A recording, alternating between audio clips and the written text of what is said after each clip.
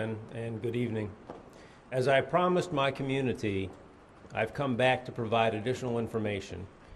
Bearing in mind, as Ms. Donelon noted, we are less than 12 hours into this, and this is not, as she said, CSI. So, one of the questions advanced to me was with respect to the nature of this engagement. What I can tell you based on video that I have personally seen is that the suspect in this, Mr. Tyndall, advanced upon our officer and fired 5 times with a shotgun. Our officer, and I want to be very clear about this, was grievously wounded and lost his life in this confrontation. Our officer found himself in that circumstance because he was protecting a neighbor who had sought his assistance with an ongoing dispute with the suspect. There were questions about the nature of that, and I will be clear. Mr. Tyndall is involved in relationships with 3 separate individuals. He has an ex-wife, he has the estranged wife, which was principal to the events today, and then currently is in a relationship with another individual.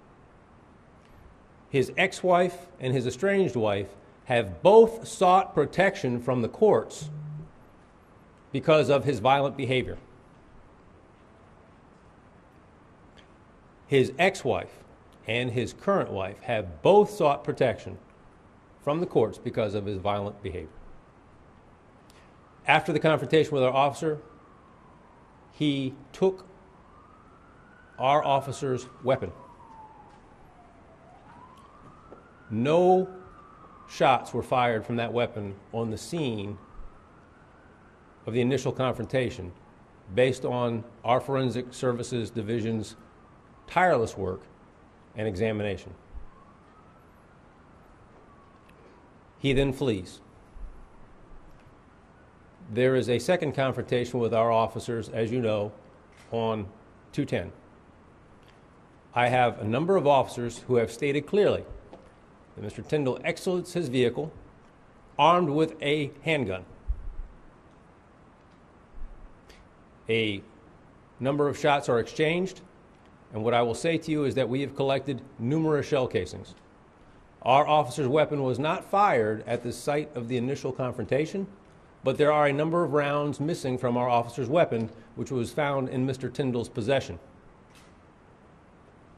Right now, my Forensic Sciences Division is going to work through the night, comparing those shell casings to the shell casings of the officers who we know engaged him. And when I have the outcome of that forensic analysis, I will share that with my community.